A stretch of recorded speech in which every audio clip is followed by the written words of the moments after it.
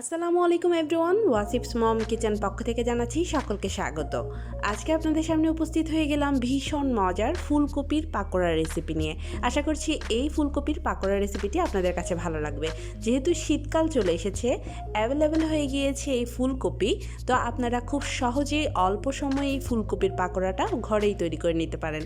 চলুন তবে দেখে নিই ফুলকপির পাকোড়া বানাতে আমাদের কি কি লাগছে। এখানে আমি 3টি ছোট সাইজের ফুলকপি ঠিক এইভাবে কেটে নিয়েছি। খুব ভালো মতন ধুয়ে পরিষ্কার করে দেখতে পাচ্ছেন ফুলকপির নিচের অংশটা, অর্থাৎ যে জায়গাটা একটু শক্ত থাকে সেই জায়গাটা আমি একটু ছুরির সাহায্যে এভাবে চিড়ে দিয়েছি। এরপর লবণ পানিতে আমি এই ফুলকপিটা ভিজিয়ে রেখেছি। লবণ পানিতে 10 থেকে 15 মিনিট এই ফুলকপির টুকরোগুলো ভিজিয়ে রাখতে হবে, এতে করে ময়লা যেগুলো থাকবে সেগুলো বেরিয়ে যাবে। এখন পাকোড়া বানানোর ব্যাটারটা তৈরি করে নিচ্ছি, সেজন্য একটা মিক্সিং বোল নিয়ে নিলাম। এবার এখানে দিয়ে দিচ্ছি হাফ কাপ পরিমাণ ময়দা, দিয়ে দিচ্ছি 1/3 কাপ পরিমাণ চালের গুঁড়া। চালের গুঁড়ার পরিবর্তে আপনারা এখানে সম পরিমাণ কর্নফ্লাওয়ারটা ইউজ করতে পারেন। দিয়ে দিচ্ছি 1 চা চামচ লবণ, হাফ চা চামচ হলুদের গুঁড়া, 1 চা চামচ দিয়ে দিচ্ছি মরিচের গুঁড়া, হাফ চা চামচ ধনিয়া গুঁড়া দিচ্ছি, হাফ চা চামচ জিরা গুঁড়া। এখানে দিয়ে দিচ্ছি আদা রসুন পেস্ট হাফ চা চামচ পরিমাণ, কর্নফ্লাওয়ার দিচ্ছি 1 চা চামচ, বেকিং পাউডার দিচ্ছি হাফ চা চামচ পরিমাণ, 1 টেবিল চামচ পরিমাণ টমেটো সস দিয়ে দিচ্ছি। টমেটো সসটা অপশনাল, তবে দিলে এর স্বাদটা দ্বিগুণ হয়ে যায়। সবগুলো শুকনো উপকরণ একসাথে ভালো মতন মিশিয়ে নিচ্ছি। খুব ভালোভাবে মেশানো হয়ে গেলে এখানে আমি দিয়ে দিচ্ছি 1 কাপ পরিমাণ পানি। পানিটা অল্প অল্প করে দিয়ে খুব পারফেক্ট একটা ব্যাটার তৈরি করে নিতে হবে। ব্যাটারটা যেন কোনোভাবেই ঘন না হয়, আবার কোনোভাবেই যেন খুব বেশি পাতলা না হয়, সেদিকে খেয়াল রাখতে হবে। অল্প অল্প করে পানিটা দেবেন আর খুব পারফেক্ট একটা ব্যাটার তৈরি করে নেবেন। আমার এখানে 1 কাপ পরিমাণ পানি পুরোটাই লেগেছে। অল্প অল্প করে দিয়ে আমি ব্যাটারটা তৈরি করে নিচ্ছি। দেখতে পাচ্ছেন ব্যাটার ঘনত্বটা কেমন হয়েছে। এখন এখানে আমি দিয়ে দিচ্ছি একটা ডিম।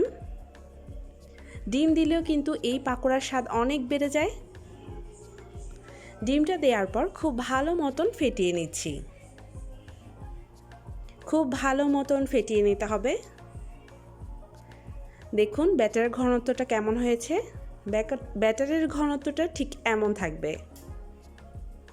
এখন ব্যাটারটা আমি একটা পাশে রেখে দিচ্ছি, আর সেই যে ফুলকপিগুলো আমি ভিজিয়ে রেখেছিলাম সেগুলো আমি খুব সুন্দরভাবে ধুয়ে পানি ঝরিয়ে নিয়েছি। এখন পাকোড়াগুলো তৈরি করার পালা। চুলায় একটা কড়াই বসিয়ে আমি পর্যাপ্ত পরিমাণ তেল দিয়ে তেলগুলোকে গরম করে নিয়েছি। এইবার পাকোড়াগুলো তৈরি করে নিচ্ছি। ফুলকপিগুলো ঠিক এইভাবে ব্যাটারের মধ্যে ডুবিয়ে একটা একটা করে তেলের মধ্যে দিয়ে দিচ্ছি।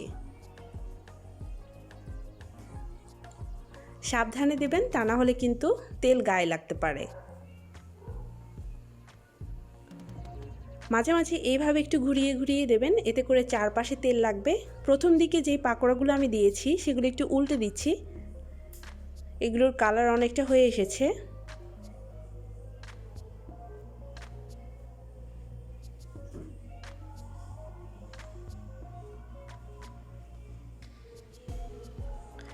অন্য পাকোড়াগুলোও প্রায় হয়ে এসেছে। এবার সবগুলো আমি উল্টে পাল্টে লালচে করে ভেজে নিচ্ছি। সবগুলো পাকোড়া একে একে উল্টে পাল্টে দিচ্ছি, আর একদম লালচে করে ভেজে নিতে হবে। যখন এই রকম কালার চলে আসবে তখন বুঝতে হবে যে পাকোড়াগুলো পারফেক্টলি হয়ে গিয়েছে।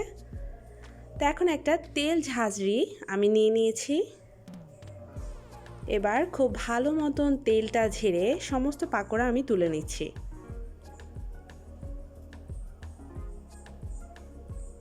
একটা প্লেটের মধ্যে টিস্যু পেপার দিয়ে নিয়েছি। অবশিষ্ট তেল এই টিস্যু পেপারটা শুষে নেবে। ঠিক এইভাবে আমি সবগুলো পাকোড়া তৈরি করে নিচ্ছি। সবগুলো পাকোড়া আমার অলমোস্ট তৈরি করা হয়ে গিয়েছে। দেখতে পাচ্ছেন কতটা সুন্দর হয়েছে পাকোড়াগুলো। এই পাকোড়াগুলো যে শুধু দেখতে সুন্দর তা না, এই পাকোড়াগুলো খেতেও কিন্তু অসম্ভব মজা। শীতকালে বিকেলে নাস্তা হিসেবে আপনারা এই পাকোড়াগুলো ঝটপট বানিয়ে নিতে পারেন। টমেটো সস দিয়ে এই পাকোড়াগুলো খেতে কিন্তু অসম্ভব ভালো লাগে। আজকের এই ফুলকপির পাকোড়া রেসিপিটি যদি আপনাদের কাছে ভালো লেগে থাকে তাহলে অবশ্যই একটা লাইক করে দেবেন। কমেন্ট সেকশনে আপনার মূল্যবান মতামত জানাতে ভুলবেন না। আর যদি চ্যানেলটিতে নতুন হয়ে থাকেন তাহলে প্লিজ সাবস্ক্রাইব করে দেবেন। সবাই ভালো থাকবেন, সুস্থ থাকবেন। আগামীতে অন্য কোনো রেসিপি দেখার আমন্ত্রণ জানিয়ে আল্লাহ হাফেজ।